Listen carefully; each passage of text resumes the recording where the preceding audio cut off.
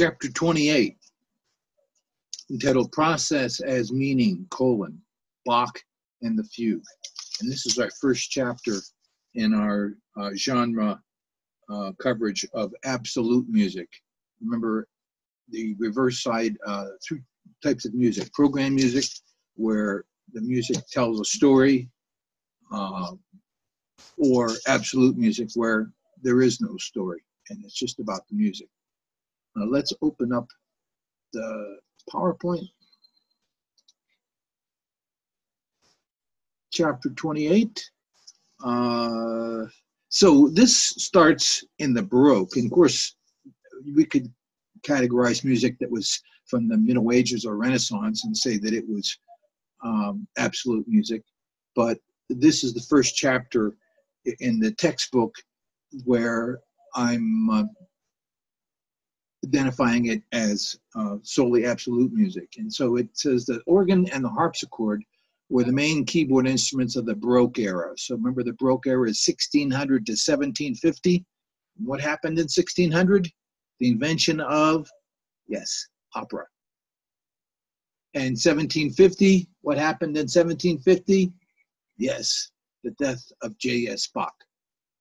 So, organ and a harpsichord. This is before the piano. Piano was barely being invented in the 1730s. And by the time that Mozart died in 1791, the piano was just starting to be a functional instrument. And then by the 1820s, it's a dominant instrument, and music being written for virtuoso piano players. But at this time, at Bach, the piano is not a primary instrument. It's the organ and the harpsichord. So keyboard players improvised and created free-form pieces called preludes or toccatas, followed by more structured works as fugues. And frequently music is coupled. I put a prelude in the fugue, or a toccata in the fugue, or the prelude to a suite, right, beginning of the suite. But prelude is typically improvisatory in nature. And Bach did improvise and was famous for improvising. And we're going to sample music from one of his last works called The Art of the Fugue, last and most comprehensive example of contrapuntal writing. When we say contrapuntal, we meaning it's counterpoint, meaning you write with a few notes, and then as a composer, then before going on, you say, oh, I'm going to write another line that coordinates with that and complements it. And so you write point and then counterpoint. That's exactly what that means. Just to review, texture, right, refers to how many melodies are simultaneously present in a given section of music and how those melodies are related to one another. Remember, we had monophony, polyphony, and homophony. What do those mean? Right? Monophonic consists of a single unaccompanied melody, one sound, one melody at a time. Homophonic, there's one principal melody, but there's more music lines that there support that one music line. Most of the music we listen to is homophonic. There's a melody and there's a bass and keyboard and drums. It's all to support that one melody, maybe a singer or maybe a solo instrument. And polyphonic texture is where the key word is poly, right? More than one at the same time. The music lines are written to be equals and not one dominating over the other and performed simultaneously. And then when we talk about polyphony, there's two kinds of polyphony. There's the imitative polyphony and non-imitative polyphony. Well, imitative polyphony, where the parts imitate each other. No wonder they call it imitative polyphony. And then they overlap, right? We're going to hear a lot of that. And of course, non-imitative polyphony, like, well, the Renaissance had a lot of non-imitative polyphony with the voice, the vocal parts. So in regards to musical form, right? The form determines the overall expressive content of a piece of instrumental music. And what is that? It's how the sections are related to one another. I always refer to it. It means the form is the sectional relation. Oh, let me plug this in. Just take it a second.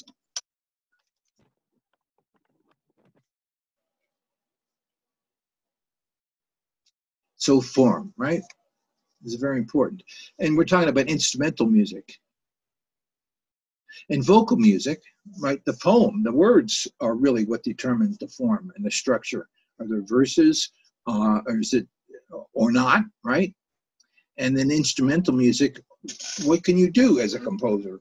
Well, you write something, you can repeat it, you could vary it, change it a little bit, you could do something completely different, or you could take it and then use what you've written and just kind of develop it. We call that development section. So we hear a lot of in instrumental music: repetition, variation, contrast, and development. So vocal music is bounded by the words, where instrumental music has no bounds. In a fugue, and that's the main form we're going to talk about here, is it starts with an exposition, and the subject is presented with an answer, right? And then there are episodes where there is no subject.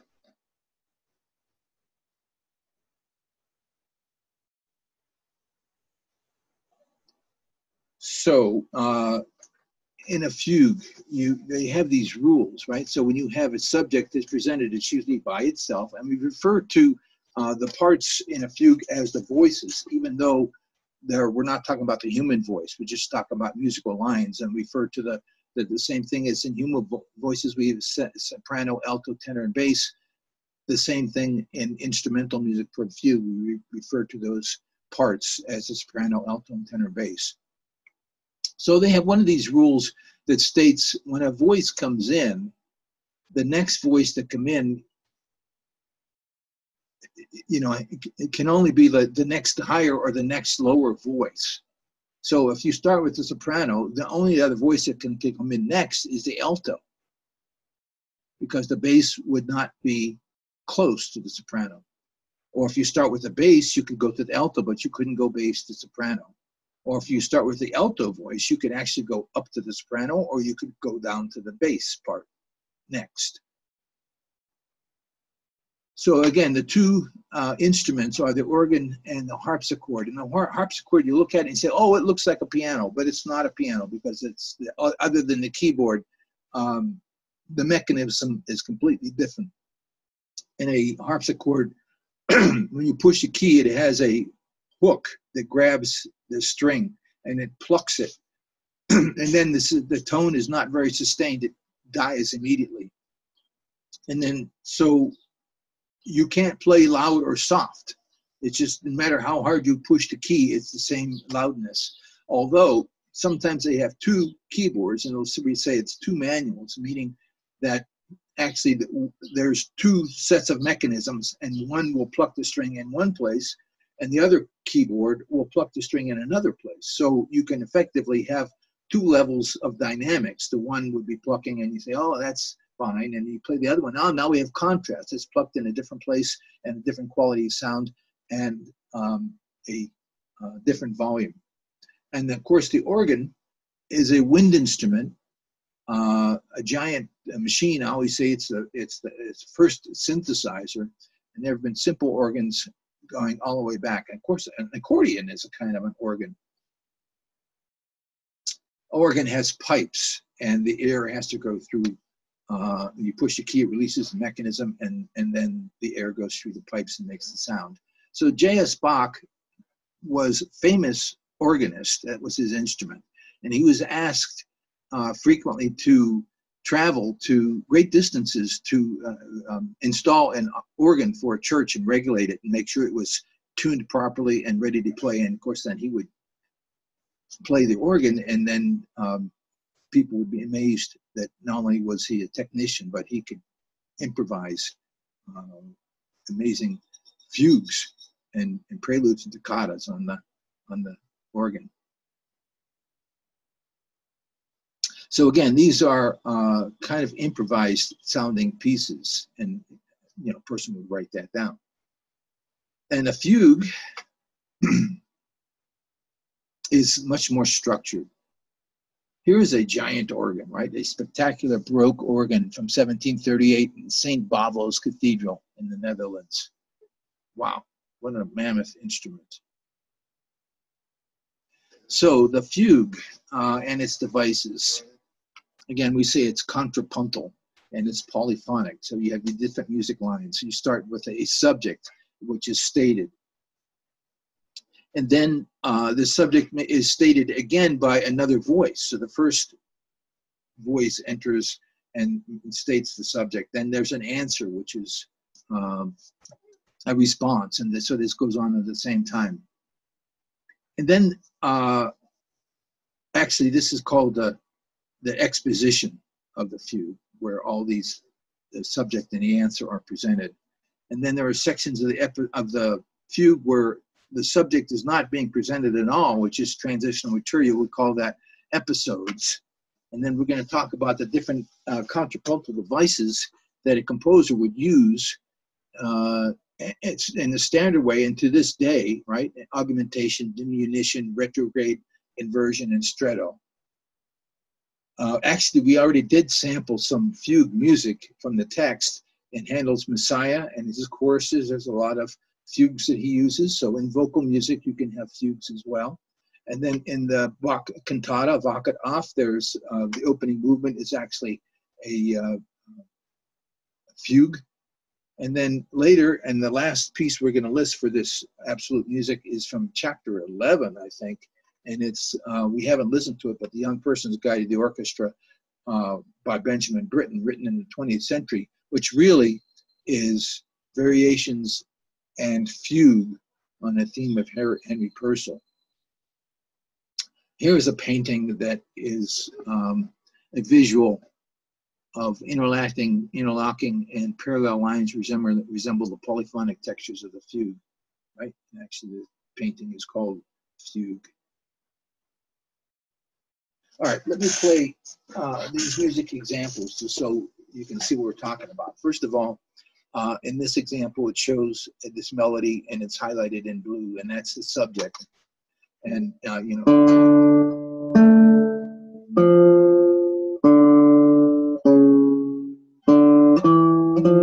And then the answer would be the same thing, but shifted up, right? Actually, not exactly the same, right? And together, we have polyphony. So let me see if I can execute this.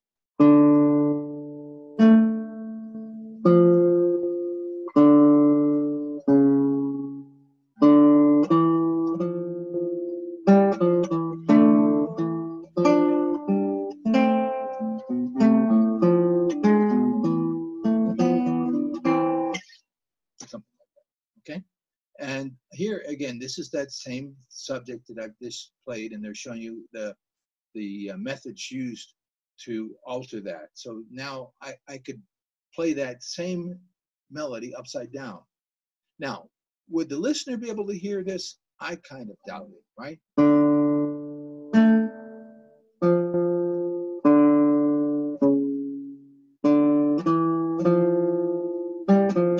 Upside down would be starting from a note and just doing the opposite. This goes up, this one goes down. This goes down, this goes up. So it's just the inverted.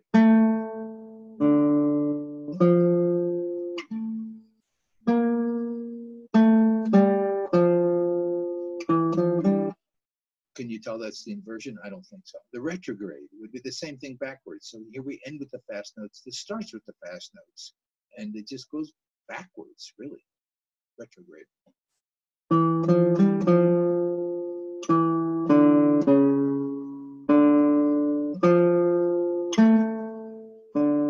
And guess what? Let's do it upside down and backwards.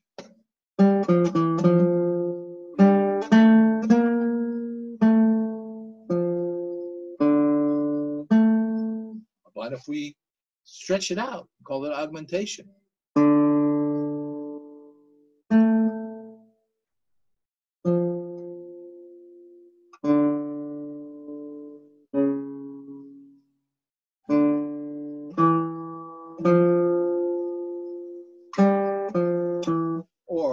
How about if we compress it? Call it diminution.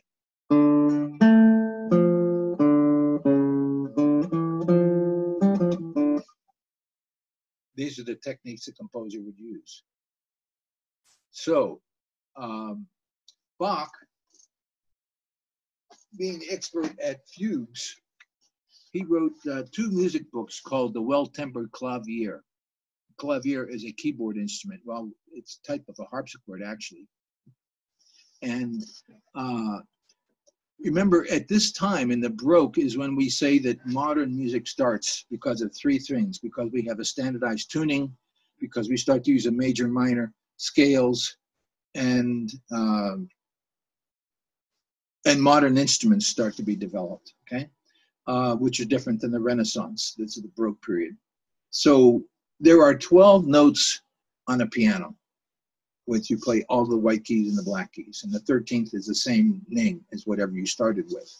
And you could have a tonal center in each one of those notes. So you could have 12 keys. But you could also have a major key and a minor key. So you could actually have 12 major keys and 12 minor keys. And you'd have, that's all you would have, right? 24 different possibilities as far as major and minor keys on the keyboard. And now that equal temperament or standardized tuning, where the notes are equally apart based on mathematics instead of using a tuning system based on nature, because before, when it was used on nature, you started to play black keys, and the more black keys you played, the more out of tune it sounded. So with the equal temperament system, you could play in all the keys or any place on the keyboard, and you wouldn't notice it was out of tune. So since this was possible, I could see that Bach, saying to his wife, Martha, I'm going to write a prelude and fugue in every key. And he did. And then he wrote another book of the same thing. So 24 preludes and fugues. And then another book of 24 preludes and fugues. Actually 48 pieces and 48 pieces. 2 years ago, for the El Paso Pro Musica, a lady was here and she played all of book 1, the 24 preludes and fugues. Quite a phenomenon, completely by memory. So the last piece, or one of the last works that Bach wrote, was The Art of the Fugue. And he really didn't say that it's for this instrument or that instrument. It was just written out. So you'll hear The Art of the Fugue performed on many different types of instruments, solo instruments and combinations of flutes or trombones or whatever, brass ensembles. And we're going to sample the piece called Contrapunctus No. 1. And actually, the Art of the Fugue consists of 14 fugues and 4 canons. A canon is a type of a fugue. And it's kind of the ultimate example of writing fugues. Here is a harpsichord. Notice it's black keys and white keys. Here is a visual showing a subject and then the answer. And then this would be an episode with new material. Oh, over here, the episode, right? So the subject, the answer, subject. Okay, let's sample this piece of music by Bach. Oh, more information. So the fugue is the single most representative musical procedure form to emerge from the Baroque era, as it epitomizes the Baroque genius for melodic extravagance and systematic organization and control. So once again, you really have one theme in a fugue. So we say it's monothematic, and then that theme is called the subject.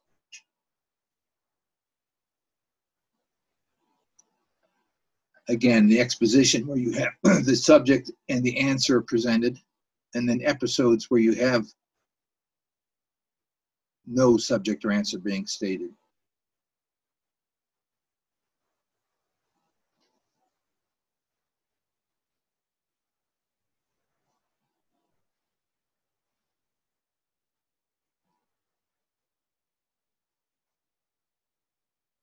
Here we go. And this is performed on organ.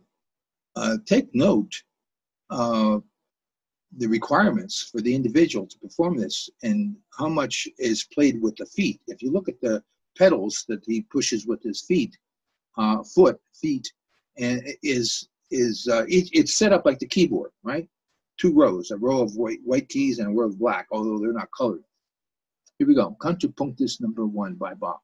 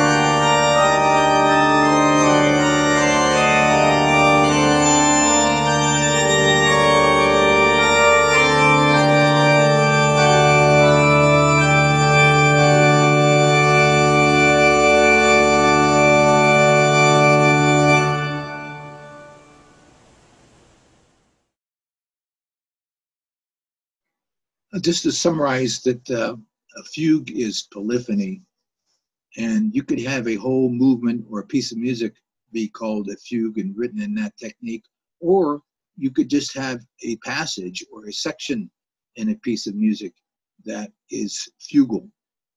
So that concludes chapter 28, Bach and the Fugue.